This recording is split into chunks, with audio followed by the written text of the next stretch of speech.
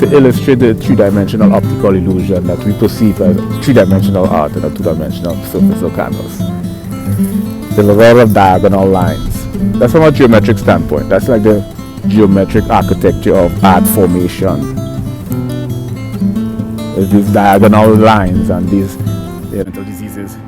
And I might get into key in on areas like, let's say, bipolar, OCD, obsessive compulsive disorder, or let's say bipolar 1, manic, or bipolar 2, hypomania. Now, there's a number of different parapsychological phenomena that is induced, and bipolar is prevalent for that when manic is induced. So I have to take psychopathology, parapsychology, because you have to take stuff like precognition, premonition, clairvoyance, lucid dream, a number of different parapsychological 180. So you have a higher frequency. If you put a very right.